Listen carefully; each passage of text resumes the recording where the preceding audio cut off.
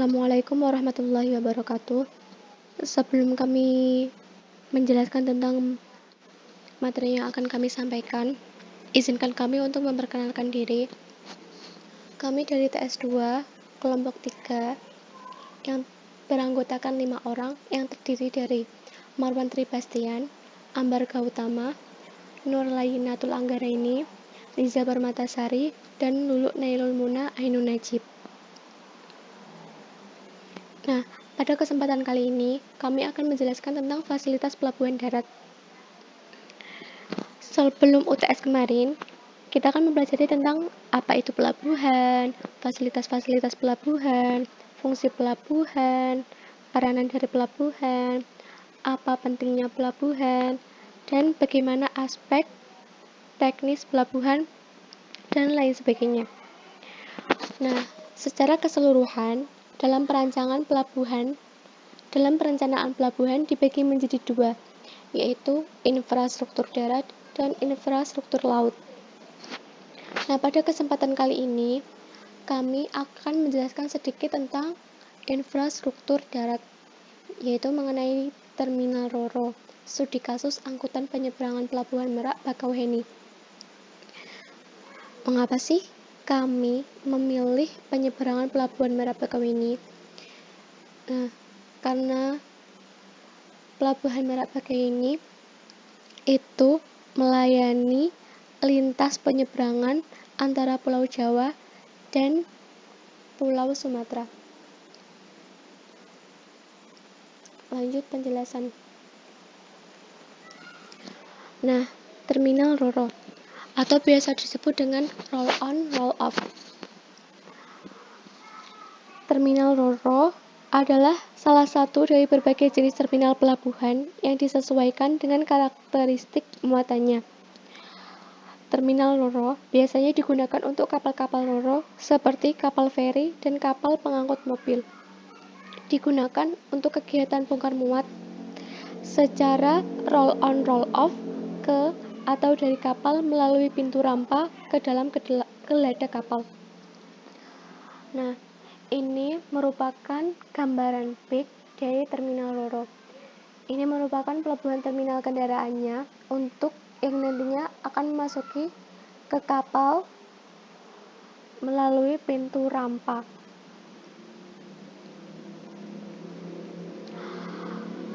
Terminal Roro merupakan pelabuhan atau terminal penumpang yang digunakan oleh orang-orang yang bepergian dengan menggunakan kapal penumpang. Nah, terminal penumpang ini dilengkapi dengan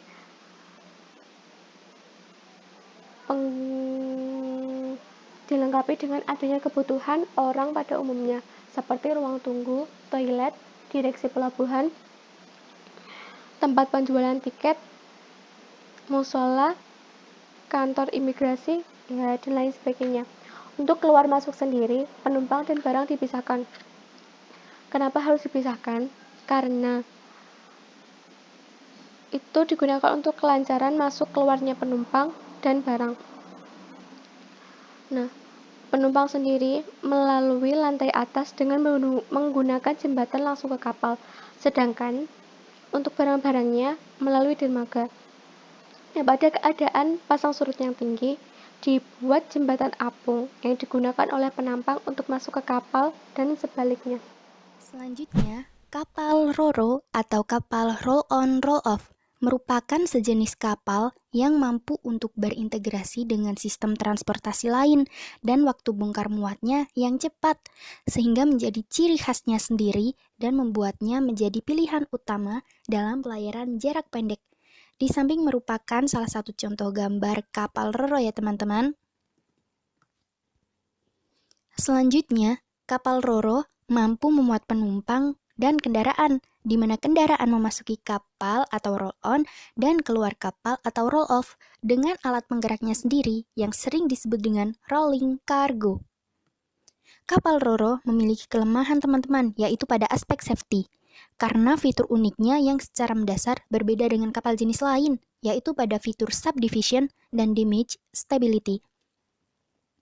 Kapal Roro adalah kapal dengan zero subdivision karena memiliki ruang muat terbuka untuk kendaraan tanpa sekat-sekat yang kedap air. Sedangkan damage stability-nya menyangkut kestabilan kapal dalam situasi sedang mengalami kerusakan atau saat tidak normal. Secara konsep, kapal dirancang harus mampu mempertahankan stabilitas, tidak terbalik atau tidak tenggelam pada saat kondisi terburuk yang diperkirakan dapat terjadi. Misalnya, kebocoran lambung dan terpaan gelombang tinggi. Dari aspek ini, kapal ro-ro termasuk kapal dengan kategori stabilitas yang rendah, teman-teman. Selanjutnya, di Indonesia, kapal ro-ro digunakan pada angkutan sungai, danau, dan penyeberangan selat. Namun karena di Indonesia tidak banyak sungai dan danau yang besar, kapal ro-ro lebih banyak digunakan untuk penyeberangan selat dan coastal shipping. Dari sejarahnya, kapal ro-ro berfungsi sebagai jembatan yang menghubungkan dua ruas jalan yang terpisah oleh laut sempit. Assalamualaikum warahmatullahi wabarakatuh. Sebelum saya masuk dalam penjelasan materi kali ini, saya mohon izin untuk memperkenalkan diri. Nama saya Ambar Gautama, mahasiswa semester 4, NPM 03. Ya, pada materi kali ini kita akan membahas tentang aspek teknis dari pelabuhan, dan diantaranya itu ada terminal. Apa sih terminal? Bagaimana terminal? Apa peran terminal dalam pelabuhan itu? Nah, pada pertemuan sebelum UTS itu, di awal-awal pertemuan kita diberikan pemahaman tentang apa itu pelabuhan, apa sih pentingnya pelabuhan, bagaimana pelabuhan, apa pelabuhan yang ada di dalam benak teman-teman semua. Nah, secara keseluruhan, pelabuhan itu, dalam perencanaan pelabuhan itu terbagi menjadi perencanaan infrastruktur darat dan perencanaan infrastruktur laut. Nah, sebelumnya kan kita udah belajar tentang bagaimana kita merencanakan pelabuhan, aspek-aspek apa saja yang harus kita perhatikan. Ya, langsung aja dari terminal ini, kelompok kami sepakati untuk mengambil sebuah studi kasus untuk memberikan penjelasan lebih detail mengenai terminal pelabuhan, dan kelompok kami mendapatkan bagian terminal ro-ro. Nah, kami mengambil studi kasus tentang terminal ro-ro di Pelabuhan Penyeberangan Merak Bakauheni. Secara sederhana, pelabuhan penyeberangan merupakan pelabuhan yang berfungsi sebagai jembatan untuk menghubungkan jaringan jalan atau jaringan kereta api yang dipisahkan oleh perairan untuk mengangkut penumpang dan kendaraan beserta muatannya. Simpelnya seperti itu ya. Pelabuhan penyeberangan seperti itu, sebagai media untuk melanjutkan transportasi ke tempat yang terhalang oleh lautan atau sungai. Ya, kurang lebih seperti itu. Nah, pelabuhan penyeberangan Merak Bakauheni itu, di pelabuhannya, jadi pelabuhan penyeberangannya terdiri dari pelabuhan penyeberangan Merak dan pelabuhan penyeberangan Bakauheni. Pelabuhan penyeberangan Merak itu terletak di Provinsi Banten, di Cilegon. Nah, itu merupakan pelabuhan yang melayani penyeberangan antara Pulau Jawa ke Pulau Sumatera, ya. Lebih tepatnya ujung barat Pulau Jawa dengan ujung selat Sumatera. Menghubungnya dilakukan penyeberangan melalui pelabuhan Merak. Sedangkan pelabuhan Bakauheni terletak di Lampung. Ya, sama fungsinya seperti pelabuhan Merak. Ya, untuk melayani penyeberangan antara ujung selatan Pulau Sumatera menuju ujung barat Pulau Jawa. Simpelnya seperti itu ya. Mungkin itu penjelasan singkat tentang mengenai Pelabuhan Merak Bakahuni. Kita langsung masuk ke profil Terminal Roro Merak Bakahuni. Oke. Sebelum kita masuk ke profil Terminal Roro yang ada di Pelabuhan Penyeberangan Merak Bakahuni, kita kembali dulu tentang apa sih itu terminal, apa sih terminal, apa fungsi terminal ya. Menurut Prof. Bambang, terminal itu terbagi menjadi 3 jenis. Terminal di pelabuhan terbagi menjadi 3 jenis.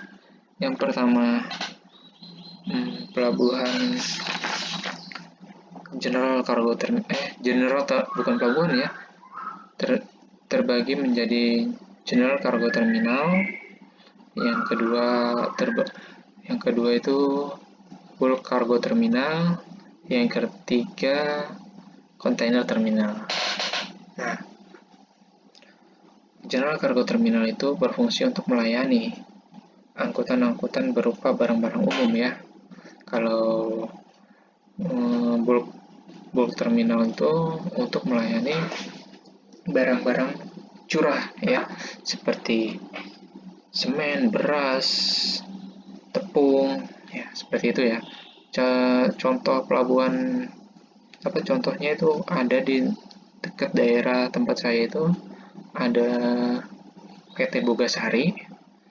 Di situ dia PT sekaligus ada pelabuhannya. Jadi PT-nya itu di pinggir laut lah bisa dibilang. Dia itu ada pelabuhan khusus untuk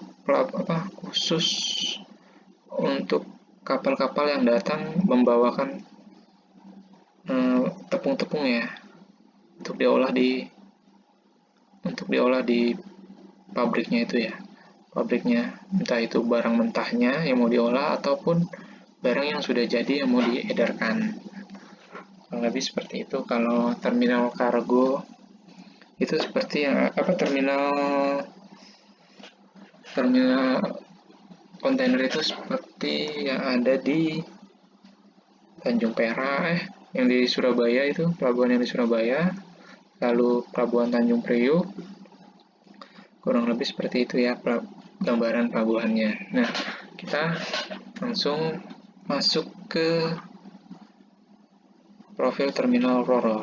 Nah, kenapa disebut sebagai terminal Roro? Simpelnya itu karena kapal yang digunakan itu adalah kapal Roro.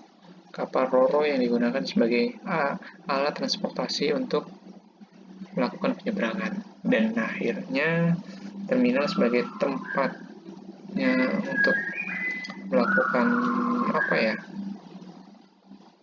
sebagai media untuk penyeberangan tempat naik turunnya, tempat ya seperti itulah ya, tempat memulainya dari pelabuhan ke kapal. Nah, akhirnya disebutlah terminal Roro.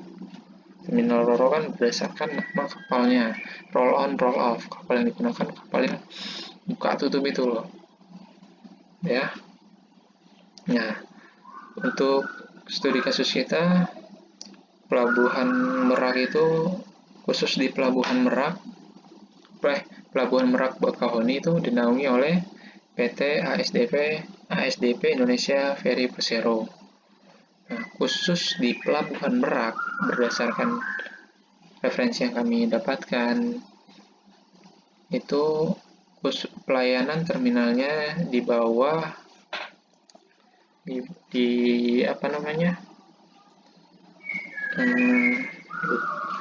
khusus terminal Merak itu di bawah naungan perusahaan lain. Nah, dilakukan pemisahan manajemen seperti itu dengan tujuan untuk memberikan pelayanan yang lebih profesional aja ya. Selain itu, yang terpenting adalah sebagai pertimbangan langkah antisipasi terhadap pertumbuhan kemungkinan adanya angkutan peti kemas di masa yang akan datang. Ya, nah di sini terbukti bahwa betapa pentingnya kita melakukan perencanaan pelabuhan itu dengan mempertimbangkan aspek-aspek kemungkinan-kemungkinan yang terjadi di masa yang akan datang ya. Bukan hanya sekedar perencanaan pelabuhan ya. Dalam hal apapun kita harus bisa membaca kemungkinan apa yang akan terjadi di masa yang akan datang. Ya, simpelnya kita harus berpikir lebih visioner ya. Dan kalau kita lihat ke negara tetangga kita ya, seperti Singapura, negara yang kecil dibandingkan negara kita, dan negara kita kalau dilihat sumber daya alamnya lebih kompleks, itu jauh tertinggal dengan Singapura. Padahal kalau kita pelajari, Singapura hanya mengandalkan pelabuhan sebagai pendapatan utama negaranya. Ya, dan pelabuhan di Singapura pun menjadi salah satu pelabuhan terbaik, pelabuhan internasional terbaik ya. Kalau pelabuhan internasional kita baru Tanjung Priuk ya, sejauh ini yang saya ketahui ya, dan itu masih tertinggal jauh dibanding dengan terminal-terminal di negara lain. Tapi nah, jadi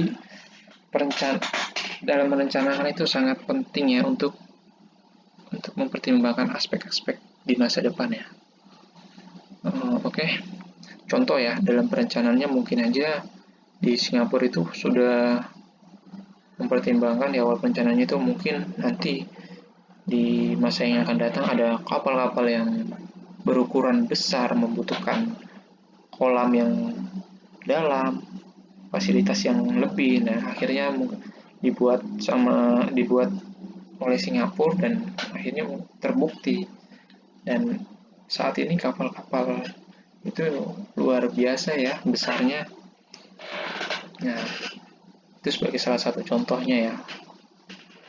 Kembali ke topik pembahasan kita, terminal Roro. Nah, untuk melakukan penyeberangan di Merak Bakauheni itu memakan waktu kurang lebih 2 jam dengan jarak tempuh 17 mil. Mungkin hanya itu yang bisa saya sampaikan. Kurang dan lebihnya nanti akan dicukupkan oleh teman saya selanjutnya. Mohon maaf apabila ada kesalahan. Assalamualaikum warahmatullahi wabarakatuh. Kita beranjak ke part selanjutnya. Di sini sama saya Lisa Permatasari. Setelah mendengarkan penjelasan yang sebelumnya, kita tahu bahwa kelompok kita itu mengambil pelabuhan penyeberangan Merak dan Bakauheni. Untuk pelabuhan Merak sendiri itu terletak di Banten, dan untuk pelabuhan Bakauheni itu terletak di Lampung Selatan. Nah, tidak akan lengkap ketika pelabuhan itu tidak memiliki fasilitas yang menunjang perlintasan dari pelabuhan tersebut. Nah, di sini akan membahas tentang fasilitas terminal Roro pelabuhan penyeberangan Merak Bakauheni. Untuk secara layoutnya, pelabuhan Merak dan pelabuhan Bakauheni sendiri ini relatif sama. Bisa dilihat bahwa pelabuhan Merak itu memiliki fasilitas kurang lebihnya, yaitu dermaga yang terdiri dari 5 dermaga, ada stop TC, ada toll gate, ada timbangan untuk kendaraan yang masuk, ada loket, ada flyovernya, ada kantornya, ada parkirnya, dan ada pintu untuk masuknya. Ada gangway.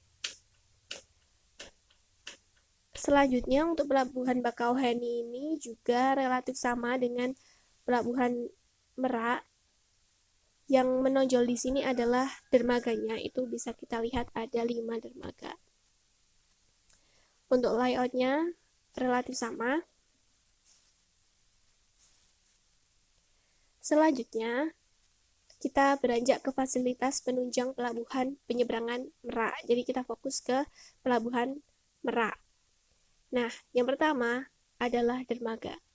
Pastinya semua pelabuhan itu akan memiliki dermaga sebagai tempat berlabuhnya atau bersandarnya kapal-kapal nantinya.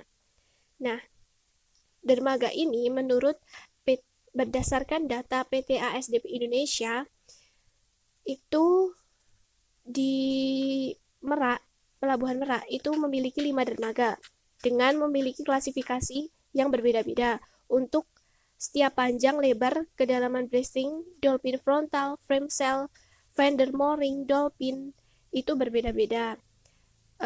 Relatifnya itu dermaga 1 dan dermaga 3 itu memiliki panjang yang lebih panjang dari dermaga yang lain, dan dermaga 5 untuk lebarnya itu paling lebar dermaga 1. Kedalaman itu relatif sama, cuman yang paling dalam itu kedalaman breastingnya yang paling dalam itu adalah dermaga 5. Untuk dolphin frontal itu yang paling banyak dermaga 1 dan 3 yaitu 10 unit. Untuk frame sail juga sama, yang paling banyak adalah dermaga 1 dan 3 11 unit, dan fender mooring itu dari dermaga 1 dan 3 yaitu sebanyak 35 unit dan 40 unit untuk dermaga 3 dan lain sebagainya. Selanjutnya ada movable bridge. Kalau dilihat dari namanya, movable bridge, move itu bergerak gitu, bridge jembatan. Jadi ketika digabungkan itu artinya adalah jembatan yang bergerak. Nah, di mana jembatan yang bergerak ini digunakan untuk tempat lewatnya kendaraan untuk masuk ke kapal. Gitu. Nah, kendaraan yang masuk itu kendaraan besar seperti bus, truk, dan motor juga bisa gitu. Jadi untuk menahan beban yang berat karena kendaraan tersebut yang biasanya membawa muatan atau berat dari kendaraan tersebut. Untuk panjangnya itu dari kesemuanya relatif sama, kalaupun beda itu hanya sedikit. Kalau untuk panjangnya itu sama 17,8, untuk lebarnya itu sama rata-rata 17,8, hanya saja dan kapasitasnya itu rata-rata 50 ton, 5,5 ton. Langkahnya 3,2 meter. Konstruksinya terbuat dari baja dan sistem kerjanya itu hidraulik. Yang selanjutnya ada side ramp. Side ramp ini digunakan untuk sebagai jalur kendaraan penumpang, yaitu mobil dan motor menuju car deck dan bertujuan untuk mempercepat proses loading dan unloading. Jadi, tempat ini merupakan jalur kendaraan untuk penumpangnya. Kendaraan penumpangnya. Jadi, hanya untuk akses kendaraannya saja. Yang nantinya kendaraan tersebut akan menuju ke car deck, yaitu tempat di mana parkir untuk kendaraan itu di dalam kapalnya. Selanjutnya ada gangway. Gangway ini merupakan fasilitas yang digunakan sebagai akses utama bagi penumpang pejalan kaki untuk menuju ke kapal. Jadi ketika tadi disinggung movable bridge sama side ramp itu kan memang dikhususkan untuk penumpang, untuk jembatannya dan untuk aksesnya. Nah, untuk gangway ini adalah akses bagi penumpang itu sendiri. Jadi nantinya pada intinya kendaraan dan penumpang itu akan berbeda jalur gitu. Jadi ketika hendak menaiki kapal itu nanti penumpang akan turun dan dipisahkan dari kendaraannya, dan untuk menuju ke kapalnya itu menggunakan gangway atau passenger bridge ini gitu. Jadi akan aman ya, dan hal tersebut juga untuk meminimalisir berat yang ada di kendaraan tersebut gitu. Jadi aksesnya lebih mudah dan lebih aman juga. Selanjutnya bisa dilihat movable bridge, itu bentuknya seperti ini. Untuk side rampnya itu seperti ini. Untuk akses kendaraan, movable bridge adalah jembatan yang bisa bergerak. Jadi nanti jembatannya itu ketika ada kendaraan yang masuk, nanti dia akan memposisikan sebagaimana sehingga kendaraan itu nanti bisa masuk, dan ketika tidak digunakan nanti juga akan bergerak menutup. Kemudian ada passenger bridge yang memang untuk akses penumpangnya saja, jadi orang-orang yang masuk itu bisa lewat istilahnya pintu samping dari kapal-kapal tersebut. Untuk dari saya sekian, bisa dilanjut dengan temannya. Saya Menteri Bastian akan melanjutkan pemaparan selanjutnya. Di sini saya akan menjelaskan fasilitas penunjang di Pelabuhan Bakauheni. Sebelumnya perlu kita ketahui bahwa Pelabuhan Merak dan Pelabuhan Bakauheni ini adalah pelabuhan yang saling terhubung satu sama lain. Keduanya mempunyai peran dan fungsi yang saling mendukung, sehingga fasilitas di antara kedua pelabuhan tersebut harus saling selaras. Maka seperti halnya di Pelabuhan Merak, di Pelabuhan Bakauheni pun memiliki beberapa fasilitas yang menunjang kegiatan pelabuhan, seperti dermaga, movable bridge, side ramp, passenger bridge, hingga area parkir. Di mana area parkir ini dibutuhkan sebagai tempat kendaraan menunggu antrian sebelum masuk ke kapal. Di Pelabuhan Bakauheni sendiri terdiri dari 10 area parkir yang masing-masing areanya dinamai berdasarkan abjad, yaitu ada parkir A, parkir B, parkir C, parkir D, hingga parkir C, yang masing-masing diantaranya memiliki daya tampung yang berbeda-beda.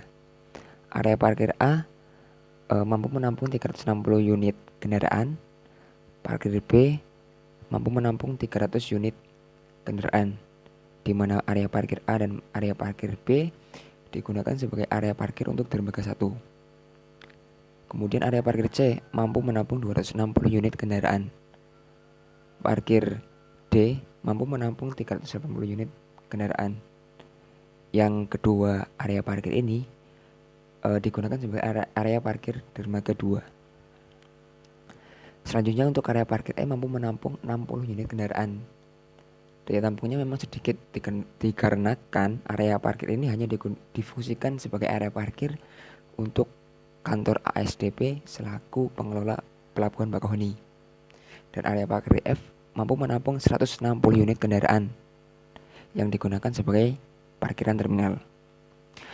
Lalu area parkir G, H, I digunakan untuk area parkir dermaga 3 dengan total daya tampung 1.200 unit kendaraan. Dan terakhir untuk area parkir dermaga 4 dan 5 digunakan area parkir C yang dengan daya tampungnya 440 unit kendaraan. Sejauh ini dengan fasilitas parkir tersebut, dalam keadaan normalnya masih sanggup memenuhi kebutuhan parkir di Pelabuhan Bakauheni. Dan selanjutnya saya akan menjelaskan bagaimana pola operasi atau pelayanan di Pelabuhan Merak. Pola operasi yang diterapkan adalah dengan pembagian pelayanan port time dan sailing time, di mana port time adalah waktu olah gerak, bongkar muat hingga berangkat. Sedang untuk sailing time adalah waktu berlayar atau penyeberangan kapal dari pelabuhan satu ke pelabuhan lain. Waktu port time dikatakan 60 menit dengan rincian 15 menit untuk gerak masuk ke dermaga, 30 menit untuk bongkar muat dermaga dan 15 menit sendiri untuk pengurusan SPP atau surat persetujuan berlayar dan keluar dermaga. Sedangkan untuk waktu sailing time ditetapkan selama 120 menit. Kemudian untuk prosedur pelayanan bongkar muat di Pelabuhan Merak menggunakan jembatan muat atau loading ram yang terdiri dari 3 jenis, yaitu ram samping, ram haluan atau buritan, dan ram sudut yang dapat digerakkan ke kiri dan ke kanan. Dan untuk mengatasi potensi antrian yang dapat menyebabkan kemacetan, maka diperlukan manajemen trafik yang baik dari dalam maupun di luar pelabuhan.